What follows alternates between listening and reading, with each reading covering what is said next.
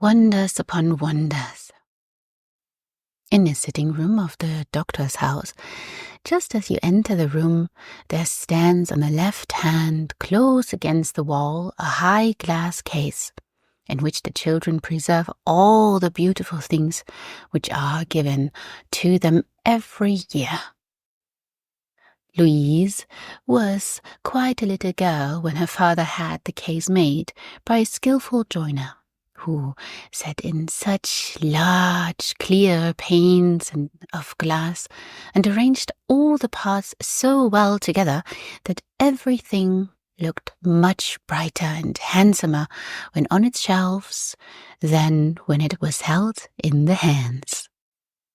On the upper shelf, which Maria and Fred were unable to reach, stood all Godfather Drosselmeyer's curious machines. Immediately below this was a shelf for all picture books. The two lower shelves Maria and Fred filled up as they pleased.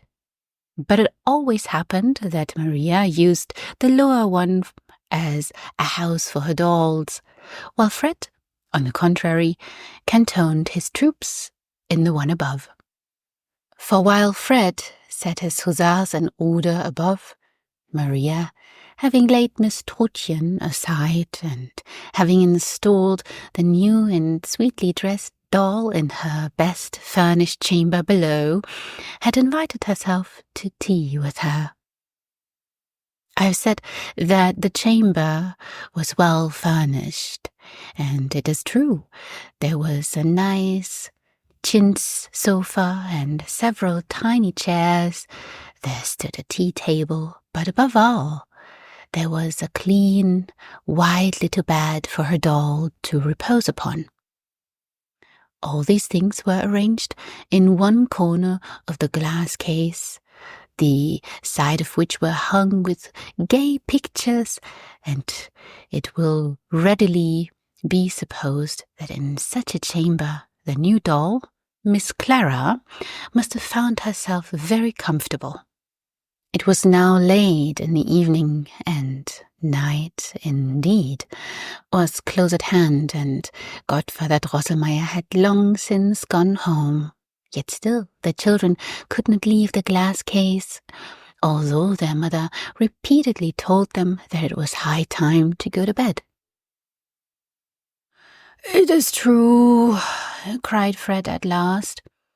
"The poor fellows," meaning his hussars, "would like to get a little rest, and as long as I am here, not one of them will dare to not.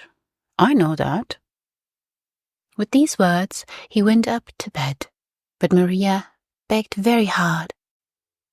"Only leave me here a little while, dear mother. I have 2 or 3 things to attend to, and when they are done, I will go immediately to bed." Maria was a very good and sensible child, and therefore her mother could leave her alone with her playthings without anxiety. But for fear she might become so much interested in her new doll and other presents as to forget the lights which burned around the glass case, her mother blew them all out and left only the lamp which hung down from the ceiling in the middle of the chamber, and which diffused a soft, pleasant light. "Come in soon, dear Maria, or you will not be up in time tomorrow morning," called her mother as she went up to bed. There was something Maria had at heart to do which she had not told her mother, though she knew not the reason why, and as soon as she found herself alone, she went quickly about it. She still carried in her arms the wounded Nutcracker, rolled up in her pocket handkerchief. Now she laid him carefully upon the table, unrolled the handkerchief softly, and examined his wounds. Nutcracker was very pale, but still he smiled so kindly and sorrowfully that it went straight to Maria's heart. "Oh, Nutcracker, Nutcracker, do not be angry at my brother Fred because he hurt you so. He did not mean to be so rough.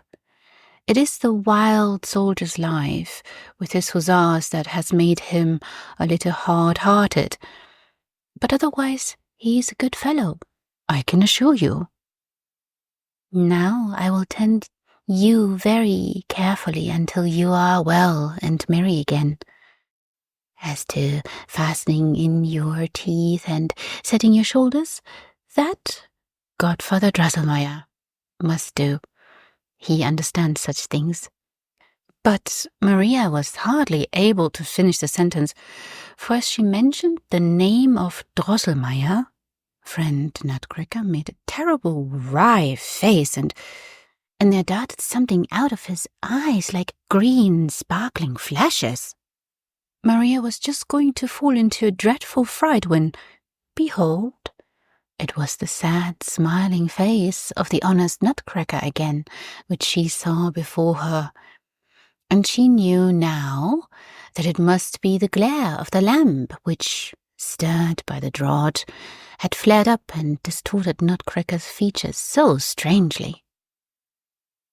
"Am I not a foolish girl," she said, "to be so easily frightened and to think that a wooden puppet could make faces at me? Oh, but I love Nutcracker too well, because he is so droll and so good-tempered. Therefore he shall be taken good care of, as he deserves." With this, Maria took friend Nutcracker in her arms, walked to the glass case, stooped down, and said to her new doll, "Pray, Miss Clara, be so good as to give up your bed to the sick and wounded Nutcracker, and make out as well as you can with the sofa. Remember that you are well and hearty, or you would not have such fat red cheeks. And very few little dolls have such nice sofas." Miss Clara, in her gay Christmas attire, looked very grand and haughty, and would not even say mook. "But why should I stand upon ceremony?" said Maria, and she took out the bed, laid Nutcracker down upon it, softly and gently rolled a nice ribbon, which she wore round her waist, about his poor shoulders, and then drew the bedclothes over him snugly, so that there was nothing to be seen of him below the nose. "He shan't stay with the naughty Clara," she said, and raised the bed with Nutcracker in it to the shelf above, and placed it close by the pretty village where Fred's hussars were quartered. She locked the case and was about to go up to bed when, listen, children, when softly, softly it began to rustle and to whisper and to rattle round and round under the hearth, behind the chairs, behind the cupboards and glass case. The great clock whirred louder and louder, but it would not strike. Maria turned towards it, and there the large gilt owl that sat on the top had dropped down its wings so that they covered the whole face, and it stretched out its ugly head with a short, crooked beak, and looked just like a cat. And the clock whirred louder in plain words, "Dickory, dickory, dock, whir, softly clock, Mouse King has a fine ear, prr, prr, pum, pum. The old song let him hear, prr, prr, pum, pum, or he might run away in fright. Now, clock, strike softly and light." And pum, pum, it went with a dull, deadened sound 12 times. Maria began now to tremble with fear, and she was upon the point of running out of the room in terror, when she beheld Godfather Drosselmeyer, who sat in the owl's place on the top of the clock, and had hung down the skirts of his brown coat just like wings. But she took courage and cried out loudly with sobs, "Godfather Drosselmeyer! Godfather Drosselmeyer!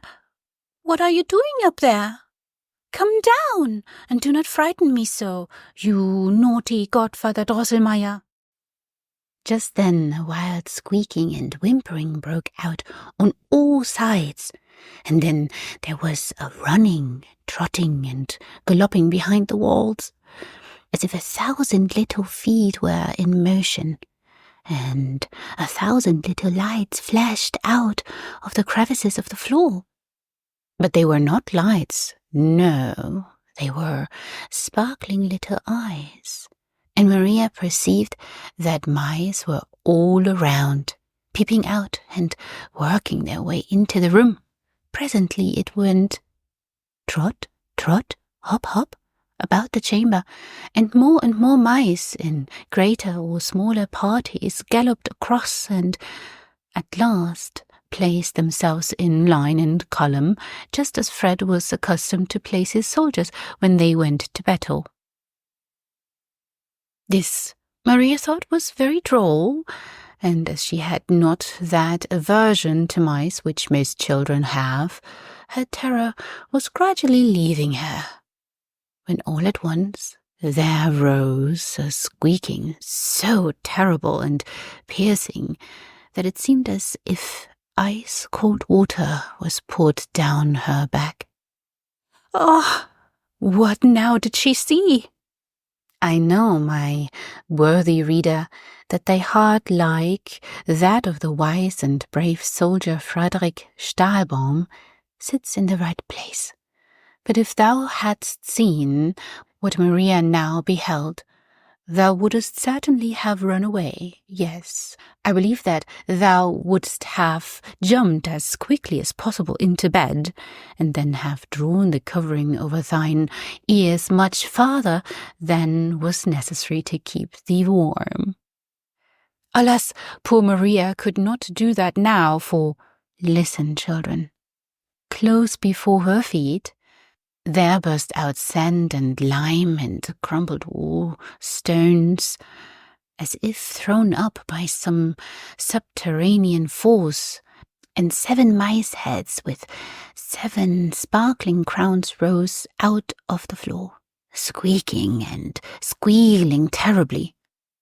Presently the mouse's body, to which these 7 heads belonged, worked its way out, and the great mouse, crowned with the 7 diadems, squeaking loudly, huzzaed in full chorus as he advanced to meet his army, which at once set itself in motion, and hot, hot, trot, trot, it went, alas, straight toward the glass case, straight towards poor Maria, who stood close before it.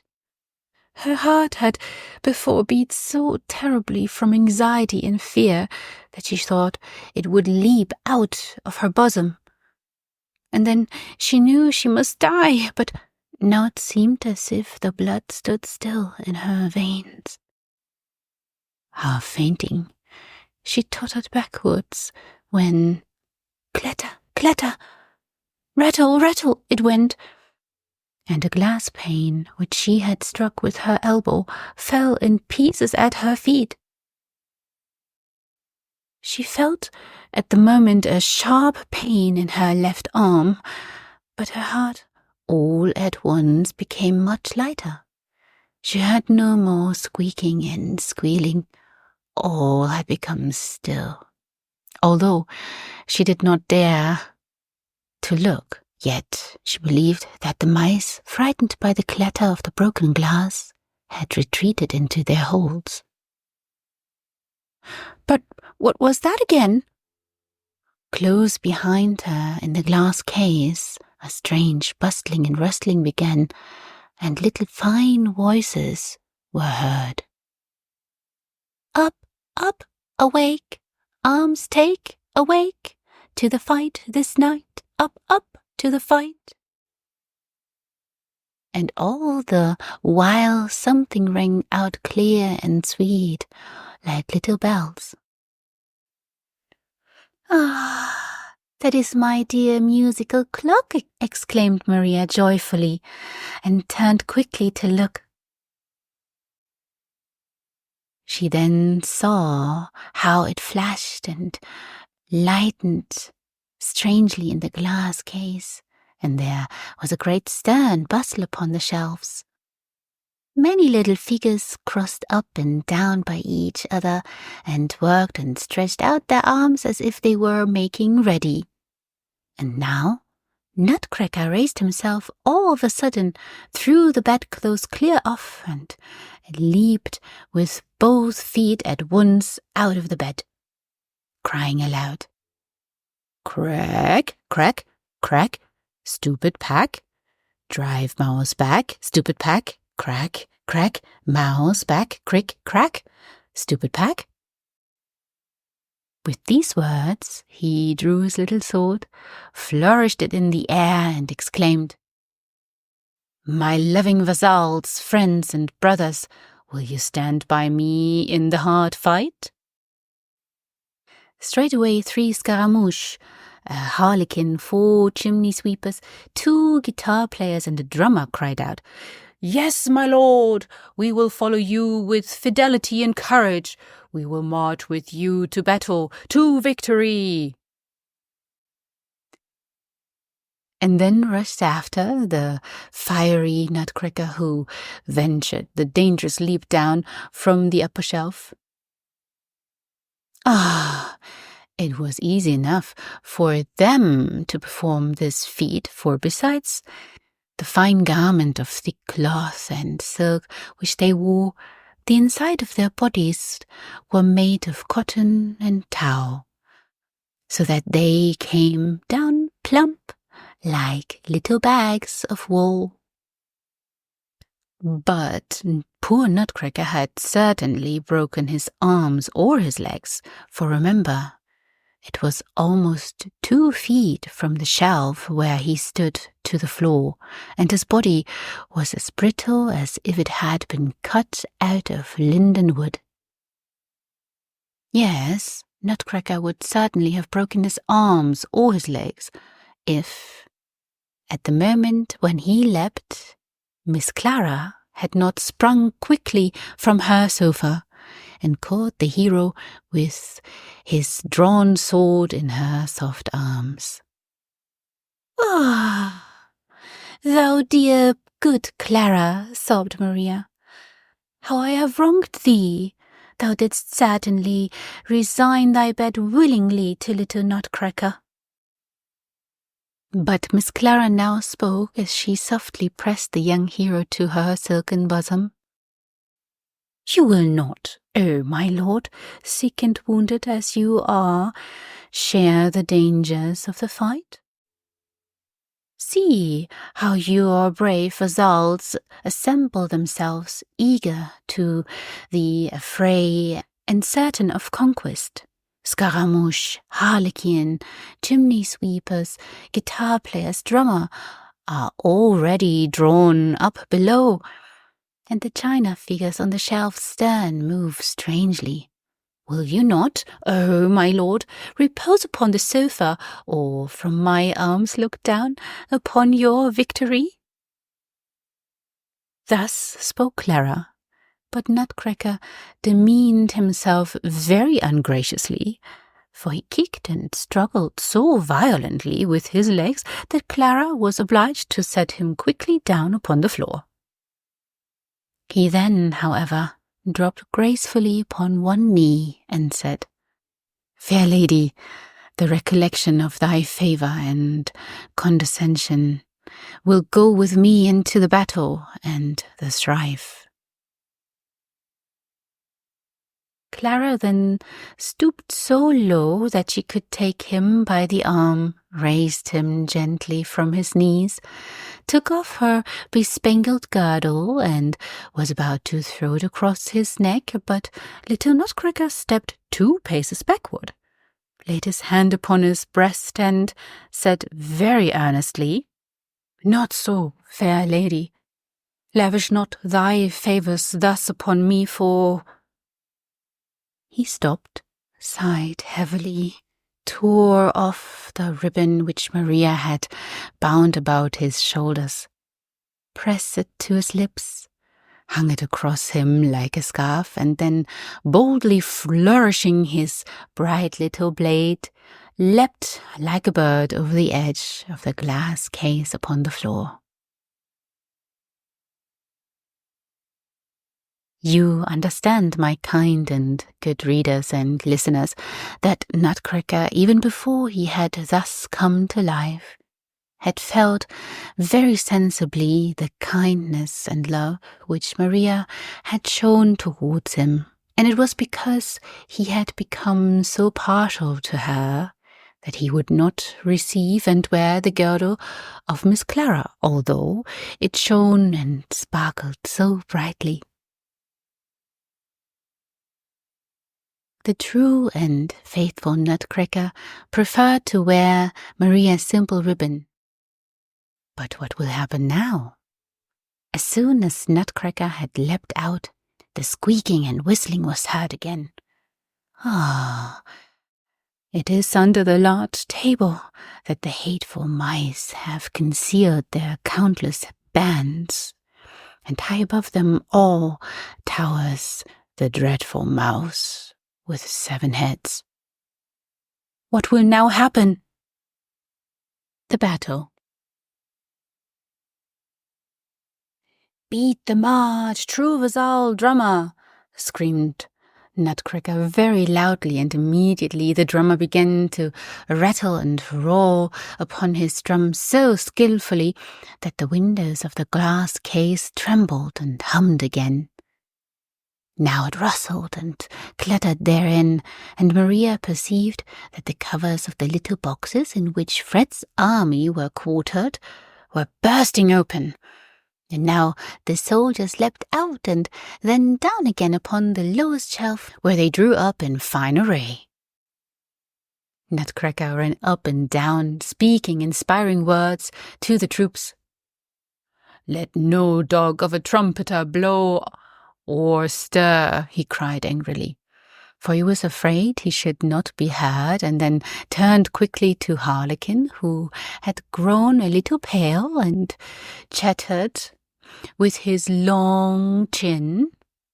"General," he said earnestly, "I know your courage and your experience. There is need now for a quick eye and skill to seize the proper moment. I entrust to your command all the cavalry and artillery. You do not need a horse, for you have very long legs, and you can gallop yourself tolerably well. I look to see you do your duty." Thereupon Harlequin put his long, thin fingers to his mouth and crowed so piercingly that it sounded as if 100 shrill trumpets were blown merrily. Then it stirred again in the glass case.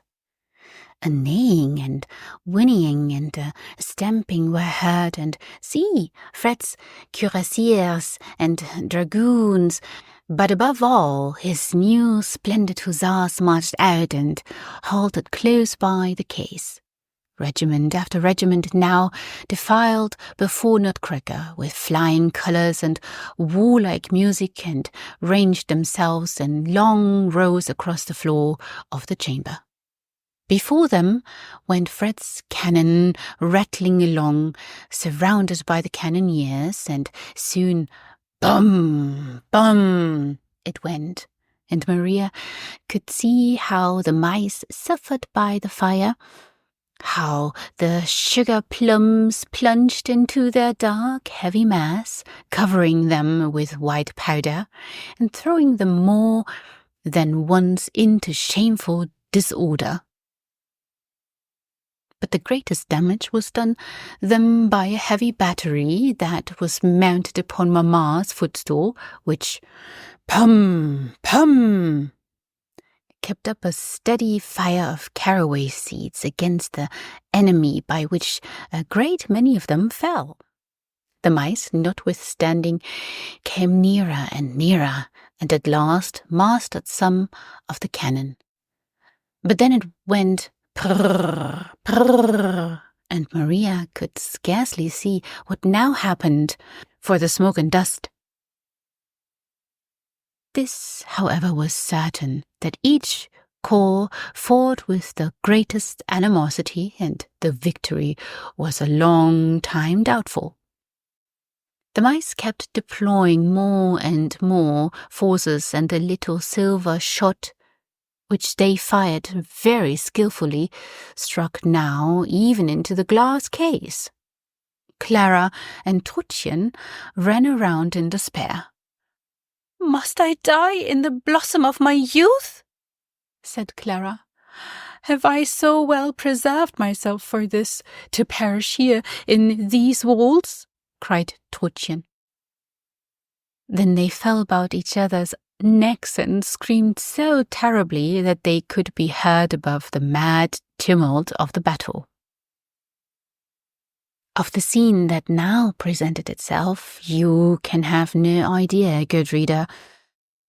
It went prrr, prrr, puff, piff, klitter, kletter, bum, brum, bum, brum, bum, in the wildest confusion, while the Mouse King and mice squeaked and screamed, and now and then the mighty voice of Nutcracker was heard as he gave the necessary orders, and he was seen striding along through the battalions in the hottest of the fire. Harlequin had made some splendid charges with his cavalry and covered himself with honor, but Fred's hussars were battered by the enemy's artillery with odious, offensive balls, which made dreadful spots in their red jackets, for which reason they would not move forward. Harlequin ordered them to draw off to the left, and in the enthusiasm of command headed the movement himself, and the cuirassiers and dragoons followed, that is, they all drew off to the left and galloped home. By this step the battery upon the footstool was exposed to great danger, and it was not long before a strong body of very ugly mice pushed on with such determined bravery that the footstool and cannoneers, and all were overthrown by their headlong charge. Nutcracker seemed a little disturbed at this, and gave orders that the right wing should make a retreating movement.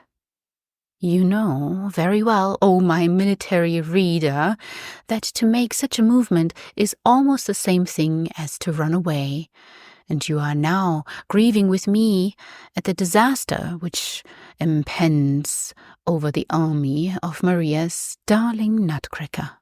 But turn your eyes from the scene and view the left wing, where all is still in good order, and where there is yet great hope, both for the general and the army. During the hottest of the fight, large masses of mice cavalry had debouched softly from under the settee, and amid loud and hideous squeaking had thrown themselves with fury upon the left wing. But what an obstinate resistance did they meet with there! Slowly, as the difficult nature of the ground required, for the edge of the glass case had to be traversed, the China figures had advanced, headed by 2 Chinese emperors, and formed themselves into a hollow square. These brave, motley, but noble troops, which were composed of gardeners, Tyrolese, bonzes, friseurs, merry andrews, cupids, lions, tigers, peacocks, and apes, fought with coolness, courage, and determination.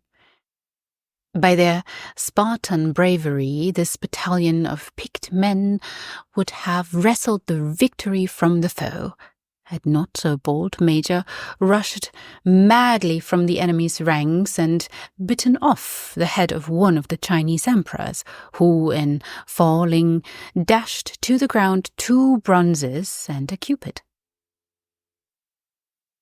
Through this gap the enemy penetrated into the square, and in a few moments the whole battalion was torn to pieces.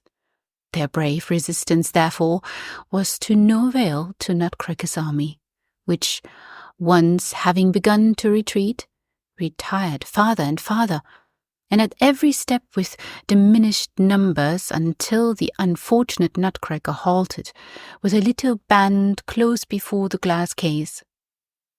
"Let the reserve advance! Harlequin, Scaramouche, Drummer, where are you?" Thus cried Nutcracker in hopes of new troops which should deploy out of the glass case.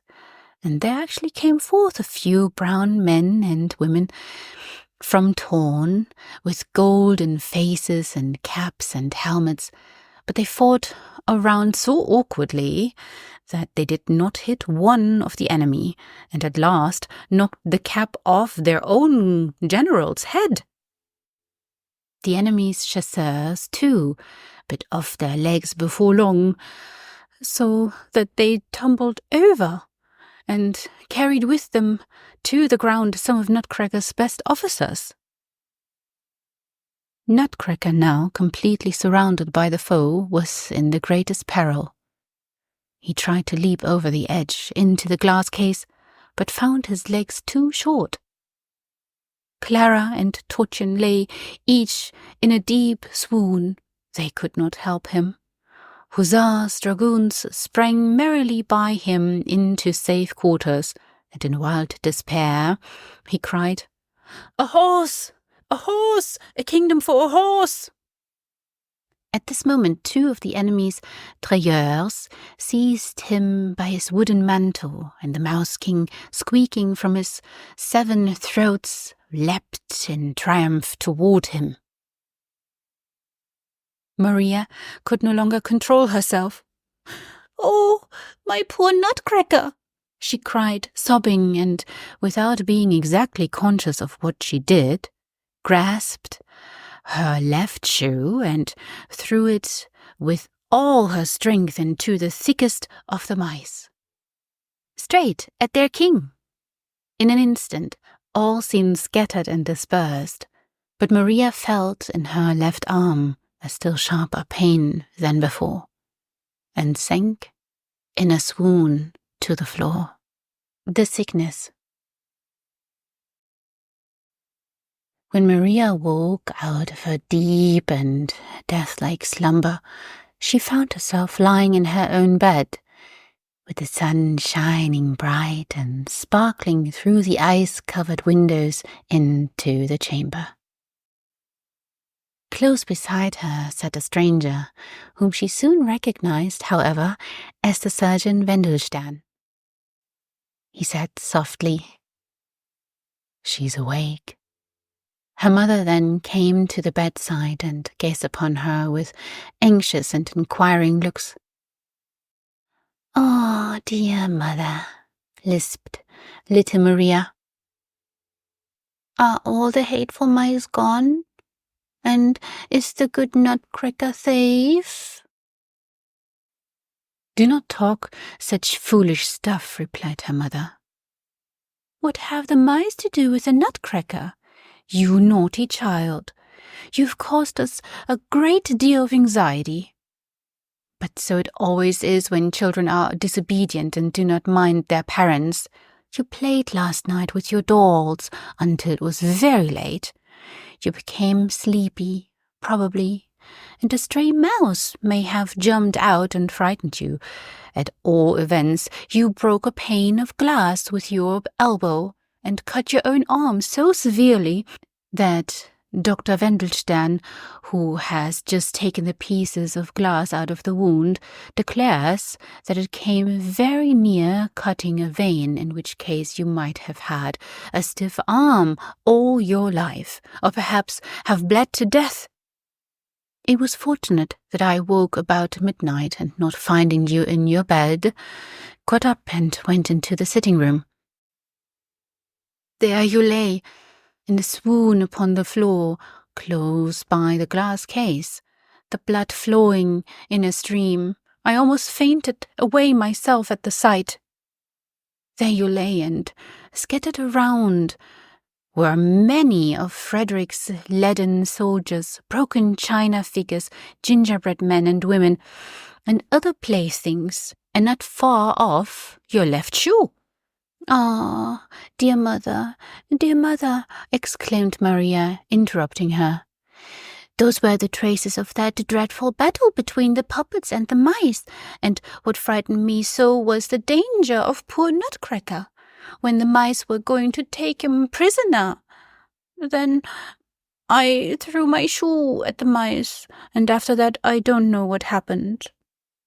Dr. Wendelstern here made a sign to the mother, and she said very softly to Maria, "Well, never mind about that, my dear child. The mice are all gone, and little Nutcracker stands safe and sound in the glass case." Dr. Stahlbaum now entered the chamber and spoke for a while with Surgeon Wendelstern. Then he felt Maria's pulse, and she could hear very plainly that he said something about a fever. She was obliged to remain in bed and take physic, and so continued for some days, although, except a slight pain in her arm, she felt quite well and comfortable. She knew little Nutcracker had escaped safe from the battle, and it seemed to her that she sometimes heard his voice quite plainly, as if in a dream, saying mournfully, "Maria, dearest lady, what thanks do I not owe you, but you can do still more for me." Maria tried to think what it could be, but in vain. Nothing occurred to her. She could not play very well on account of the wound in her arm, and when she tried to read or look at her picture books, a strange glare came across her eyes, so that she was obliged to desist. The time during the day always seemed very long to her, and she waited impatiently for evening, as her mother then usually seated herself by her bedside and read or related some pretty story to her. One evening she had just finished the wonderful history of Prince Fakadin when the door opened and Godfather Drosselmeyer entered, saying, "I must see now for myself how it goes with the sick and wounded Maria." As soon as Maria saw Godfather Drosselmeyer in his brown coat, the image of that night in which Nutcracker lost the battle against the mice returned vividly to her mind, and she cried out involuntarily, "Oh, Godfather Drosselmeyer, you have been very naughty. I saw you as you sat upon the clock and covered it with your wings, so that it should not strike loud to scare away the mice. I heard how you called out to the Mouse King. Why did you not come to help us? Me and the poor Nutcracker. It is all your fault, naughty Godfather Drosselmeyer, that I must be here sick in bed." Her mother was quite frightened at this and said, "What is the matter with you, dear Maria?" But Godfather Drosselmeyer made very strange faces and said in a grating, monotonous tone, "Pendulum must whir, whir, whir, this way, that way. Clock will strike, tired of ticking all the day, softly whir, whir, whir, strike cling, clung, strike clang, cling, bing and bang and bang and bing. 'Twill scare away the Mouse King. Then owl in swift flight comes at dead of night. Pendulum must whir, whir, clock will strike cling, clung, this way, that way. Tired of ticking all day, bing, bang. And Mouse King, scare away, whir, whir, prr, prr. Maria stared at Godfather Drosselmeyer, for he did not look at all as he usually did, but appeared much uglier, and he moved his right arm backward and forward like a puppet pulled by wires. She would have been afraid of him if her mother had not been present, and if Fred had not slipped in the meanwhile and interrupted him with loud laughter. "Ha! Godfather Drosselmeyer," cried Fred. "You are today too droll again. You act just like a harlequin that I threw into the lumber room long ago." But their mother was very serious and said, "Dear Counselor, this is very strange sport. What do you really mean by it?" "Gracious me," replied Drosselmeyer, laughing. "Have you forgotten, then, my pretty watchmaker's song? I always sing it to such patients as Maria." With this he drew his chair close to her bed and said, "Do not be angry that I did not pick out the Mouse King's 14 eyes. That could not be. But instead, I have in store for you a very agreeable surprise." The counselor, with these words, put his hand in his pocket, drew something out slowly, and behold, it was Nutcracker, with his lost teeth nicely fastened in, and his lame chin well set and sound.